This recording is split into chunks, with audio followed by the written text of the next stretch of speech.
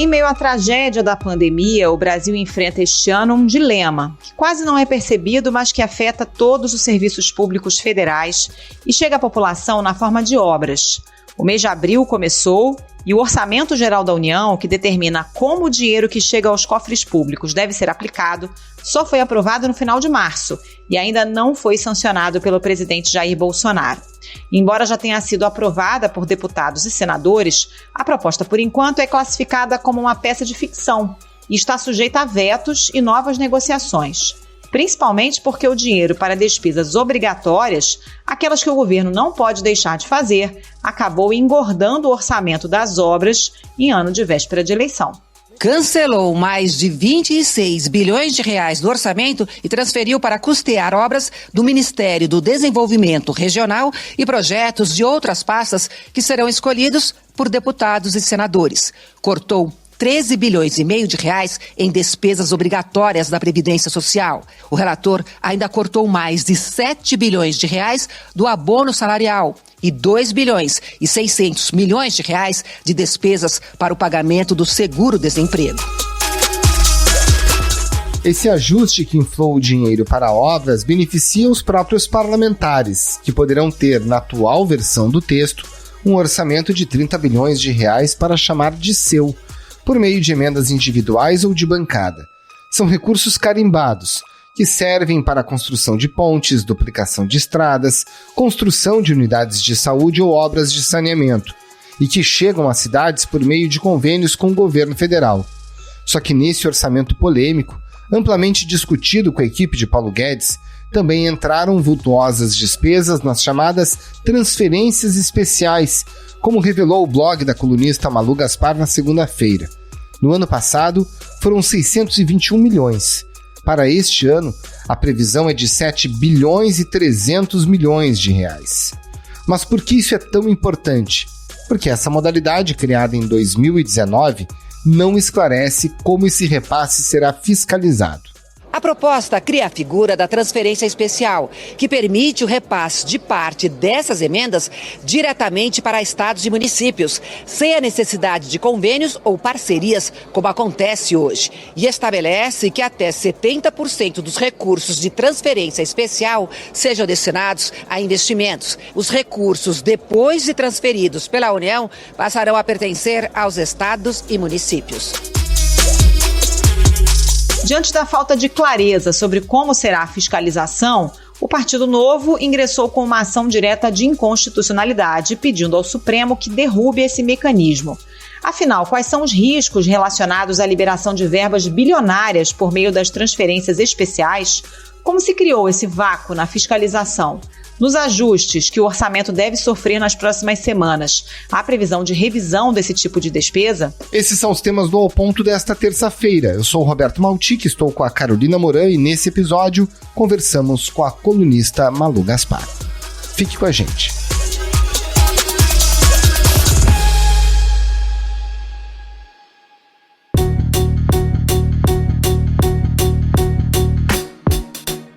Malu Gaspar, a gente vai falar agora de orçamento, não é um tema simples, mas é um tema super importante, né? Então, a gente começa pelo começo. Por que o orçamento esse ano só foi aprovado no final de março e gera tanta controvérsia? Inclusive, ele é classificado como um absurdo, praticamente entre todos os economistas, né? Então, o orçamento desse ano, foi bem impactado pela própria pandemia, né? Você tinha uma discussão séria, muito importante, sobre o tamanho do auxílio emergencial, como é que você encaixaria as despesas com o auxílio emergencial e a Bolsa Família no orçamento desse ano. E isso deu muito problema, porque existe o famigerado teto de gastos, que é o limite estabelecido por lei, que tem que acompanhar a inflação, né, o limite de gastos que o governo pode ter para o seu orçamento anual. Esses gastos, eles não podem superar a inflação. Então, ao longo do segundo semestre, houve uma discussão bem longa sobre isso, da qual, inclusive, participou o Ministério da Economia e a própria Câmara ali, com bastante intensidade, que é quanto vai ser dado para o auxílio emergencial, quanto vai ser usado no Bolsa Família e como que a gente vai classificar esses recursos, se esses recursos vão ser incluídos no teto de gastos ou não. O limite, o teto para gastos com o auxílio emergencial é de 44 bilhões de reais, Hoje eles são incluídos, e eles também eram, mas houve um debate muito grande entre o Congresso e o governo sobre se esses gastos deveriam entrar no limite do teto. E aí toda a origem da briga vem daí, porque na época o Ministério da Economia não aceitou tirar esse gasto com o Bolsa Família do limite do teto de gastos. E aí passou a pandemia, fizeram lá um monte de emendas do Ministério do Desenvolvimento Regional, do Ministério da Infraestrutura, foram incluindo emendas. Quando chegou agora, no começo desse ano, você tinha 30 bi de emendas. Então foi ficando mais e mais difícil de acomodar. Ao invés de sentarem todos e resolverem onde que vão cortar, como é que a gente vai fazer esse orçamento caber, o que a gente precisa gastar caber dentro do nosso orçamento, não. O relator, Márcio Bittar, colocou todas as emendas de 30 bilhões de reais dentro do orçamento, cortou despesas obrigatórias com previdência, seguro-desemprego e outras desse tipo, que são benefícios que têm que ser pagos, e jogou a bomba para o executivo pagar. E aí agora se criou uma situação em que, por isso que falam que é inexequível, se você cortar o orçamento onde ele tem que ser cortado, que são as emendas, você cria um problema com o Congresso, e o presidente Bolsonaro já está numa situação politicamente frágil. Porém, se você não cortar e deixar a bomba estourar nas despesas de seguro, desemprego, previdência e tal, você também coloca o presidente Bolsonaro numa situação de fragilidade, porque ele vai estar descumprindo uma obrigação constitucional, que é de pagar as despesas. Para a área econômica, sancionar o orçamento do jeito que está é um risco para o governo, que pode ser acusado de má gestão financeira e de interromper a prestação de serviços. Ou seja, o presidente Bolsonaro nessa situação ficou naquela circunstância em que se ficar o bicho pega, se correr o bicho come. Então essa é a situação surreal em que a gente se encontra no meio de uma pandemia.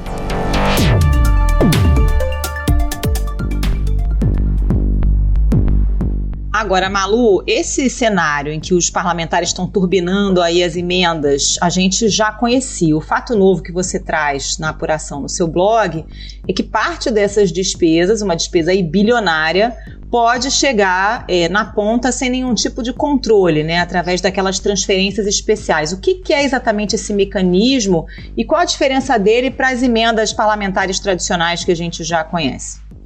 Então, as transferências especiais são um mecanismo criado relativamente recentemente, são um mecanismo criado em 2019, no final do ano de 2019, para valer para o ano de 2020. Elas são uma forma de repasse do dinheiro que está estabelecido nas emendas. O que são as emendas? Todo ano no orçamento, os parlamentares, deputados, senadores, tem uma cota de dinheiro do orçamento da União para eles destinarem para suas bases eleitorais. Então é uma escola, um posto de saúde, um estádio, uma estrada no município dele ou algum dos municípios da região em que ele foi eleito. Isso já é estabelecido há muito tempo no orçamento da União, mas a regra sempre foi que quando você destina uma emenda para algum município da sua base, esse valor ele tem que ser destinado a uma obra específica. Então eu vou mandar 200 mil reais para construir um posto de saúde na cidade de Alto Paraíso de Goiás, por exemplo. E aí a cidade de Alto Paraíso apresenta um projeto, a Caixa Econômica Federal aprova aquele projeto, depois o dinheiro, a Caixa Econômica Federal repassa o dinheiro da União para aquele município e fiscaliza a obra, para ver se está tudo andando direitinho, se o dinheiro está sendo bem gasto, e assim vai, tem medições periódicas, assim é como funciona normalmente. Então tem as emendas, mas existe um mecanismo de controle e fiscalização. O que os parlamentares inventaram a partir do final de 2019, para valer para 2020, foram essas transferências especiais, que nada mais são do que uma TED feita do Tesouro diretamente para o município escolhido pelo parlamentar, com a diferença de que nesse tipo de transferência você não tem que dizer com o que você vai usar o dinheiro, e você também não precisa prestar contas depois do uso do dinheiro. Então, por exemplo, esse parlamentar da cidade de Alto Paraíso de Goiás vai dizer, eu vou mandar 200 mil reais para a prefeitura da cidade e esse dinheiro vai ser repassado sem maiores exigências. E ele vai ser gasto ou não, não sabemos. Em tese vai, mas não tem quem fiscalize isso. Isso foi feito em 2020 e, na época, por uma emenda constitucional da deputada Gleisi Hoffmann, do PT do Paraná, em que estabelecia o seguinte, que metade do dinheiro dessas emendas individuais de cada deputado podia ser repassado por esse mecanismo das transferências. E isso permitiu que 621 milhões de reais fossem repassados dessa forma no ano de 2020 até julho de 2020, que era um ano eleitoral, para os prefeitos de diversas cidades Brasil afora, sem maiores exigências. É por isso que eu estou chamando de cheque em branco. Você passa o dinheiro e não precisa mais, ninguém mais fiscaliza. Em tese, a justificativa disso era até interessante, porque os mecanismos de transferência de recursos da União, realmente eles são burocráticos. Muitas vezes cidades pequenas não têm condição de administrar aquela quantidade de formulários, de preencher todos os requisitos legais. É difícil mesmo para alguns municípios, então os prefeitos se queixavam muito disso. Sem falar que quando você faz a fiscalização e a Caixa Econômica vai lá no seu município e confere se a verba está sendo aplicada, ela cobra um pedaço do repasse, que podia ir até 12% até essa mudança na lei. Então os prefeitos também ficavam bravos, olha, ainda tem que repassar um dinheiro para a Caixa. Agora, a pretexto de desburocratizar o envio, de facilitar o envio, se eliminaram todos os controles. E aí, ao longo do ano de 2020, se distribuíram esses 620 milhões de reais, que a gente está mostrando no jornal hoje, Maltic e Carol, que foram transferidos a casos de prefeitos que transferem para sua mulher todo o valor de emendas, a mulher prefeita numa cidade, aí a prefeita pega esse dinheiro, aplica não sabemos como, e depois o dinheiro ela se reelege. Então há uma grande suspeita, inclusive dos deputados do Novo, que estão tentando barrar essa medida no Supremo, que esse dinheiro sem controle possa servir para uso eleitoral, que não é o objetivo do orçamento da União, né? Para isso você tem o fundo eleitoral. E o que foi feito agora no orçamento desse ano, no meio desse tumulto da negociação do governo com o Congresso? Se colocou dentro da lei de diretrizes orçamentárias um dispositivo estabelecendo que essas transferências especiais, que antes eram permitidas para metade do valor das emendas que cada deputado tinha, agora elas valem também para as emendas de bancada, que são um valor muito maior. A gente passou de 621 milhões para 7 bilhões e 300 só em emendas de bancada. As emendas de bancada respeitam o mesmo princípio da emenda individual, quer dizer, um dinheiro que os deputados reservam para enviar para suas bases, mas é um dinheiro dividido por estado, que nesse ano está em 270 milhões por estado. Como resultado, você tem 9 bilhões e 300 que vão ser enviados para municípios, estados, para serem gastos, não sabemos como. Essa é a situação que nós temos hoje.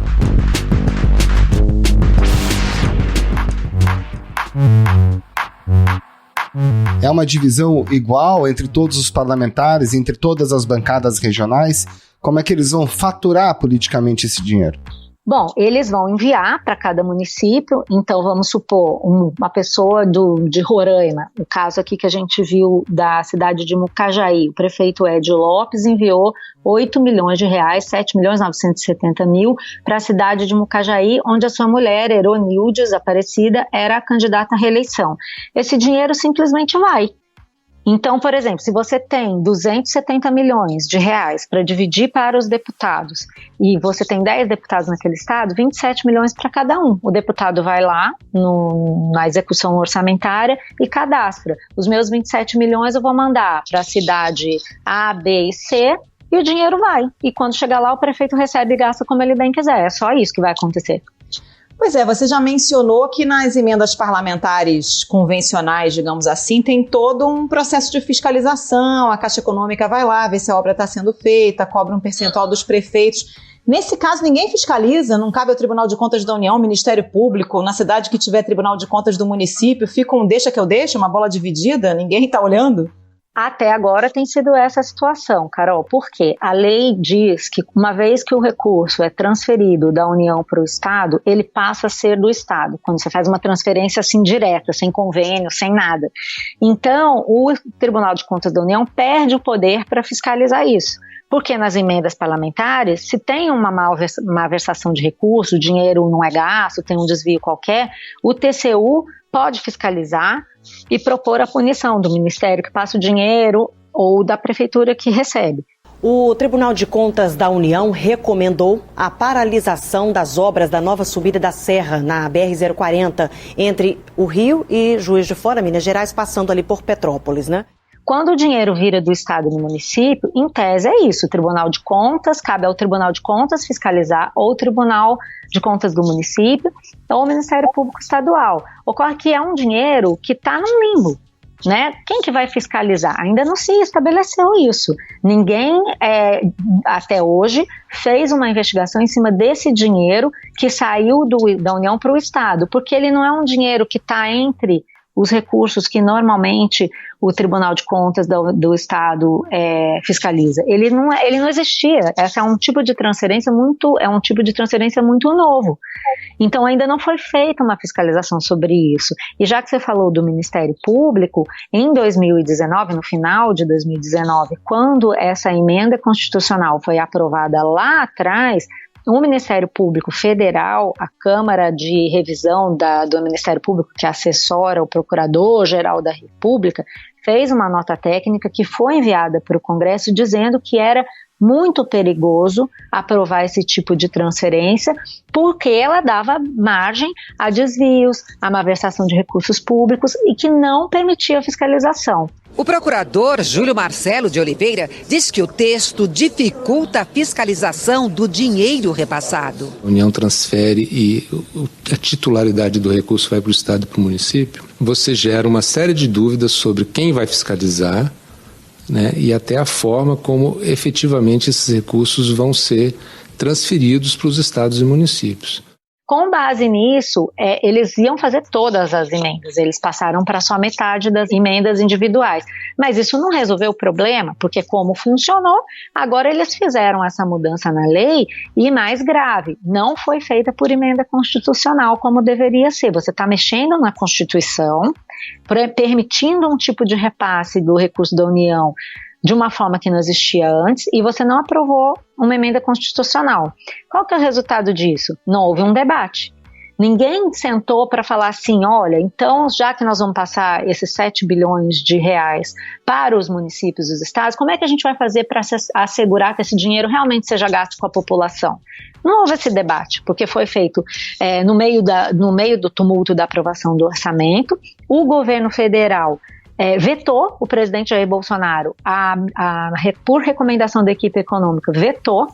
O Congresso derrubou o veto com 438 votos, que seria, em tese, voto suficiente para aprovar uma emenda constitucional, e ficou assim, ficou esse limbo. O que caberia ao governo federal fazer? Entrar com uma medida no Supremo, que agora o Partido Novo está fazendo. Por que o governo não entrou? Porque eles estavam apertados nessa polêmica do orçamento. O ano já tinha começado, agora em março. O governo está executando orçamento mês a mês, com base em permissões momentâneas específicas. E o governo falou assim, bom, se eu for brigar sobre isso no Supremo, os parlamentares vão obstruir a votação do orçamento, que eles já vinham fazendo. Então o governo cedeu.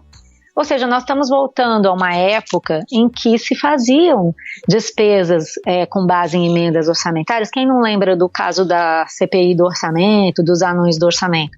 21 anos depois do escândalo dos anões do orçamento, foi preso hoje em Brasília José Carlos Alves dos Santos, o homem que denunciou a corrupção.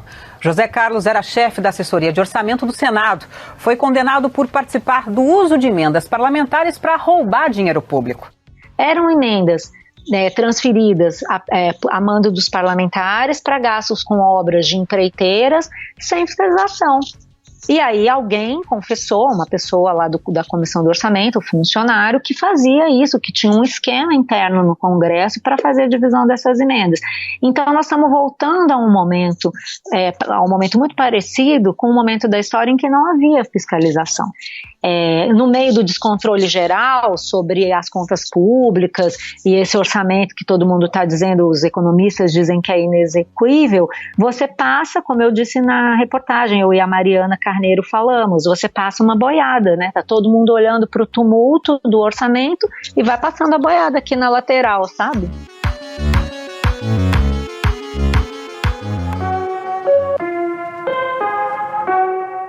Agora, Malu, a gente sabe que está sendo costurado um acordo aí para fazer o orçamento ficar mais factível, né? Cortando pelo menos em parte as despesas com emenda e tal. O relator do orçamento, Márcio Bittar, do MDB do Acre, informou ao presidente Bolsonaro que logo após a sanção do texto vai cancelar 10 bilhões de reais em emendas parlamentares.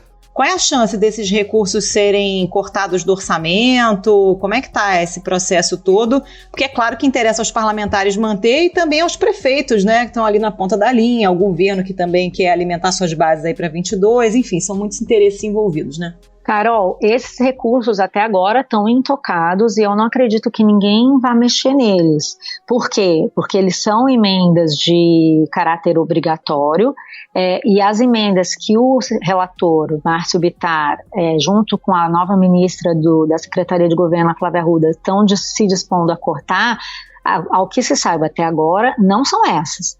E como você falou, todo mundo quer esse dinheiro. Você vê que 438 deputados votaram pela derrubada do veto presidencial, mesmo esses recursos tendo sido permitidos, esses repasses tendo sido permitidos, sem emenda constitucional. Os deputados querem, os senadores querem, os prefeitos querem, e o governo não está em condição de brigar com esses deputados. Então, assim, eles são despesas obrigatórias, são repasses aprovados contra a lei, assim, contra o que manda a lei, que deveria ser por emenda constitucional, mas foram aprovados pela maior parte dos deputados e nada indica que eles serão cortados. Então, o cenário que a gente tem para 2021 é que esse dinheiro vai sim ser enviado sem qualquer fiscalização para as prefeituras. A única forma de barrar isso é no Supremo Tribunal Federal, que é o que o Partido Novo está tentando fazer, argumentando que essa é uma despesa que foi estabelecida, foi colocada na Constituição sem a votação de uma emenda constitucional. Agora, vamos ver, né, o que o Supremo vai dizer a esse respeito. Malu Gaspar, muito obrigada pela participação, bom trabalho para você. Muito obrigado, Malu, grande abraço e bom trabalho. Valeu, gente, obrigada, é um prazer estar com vocês.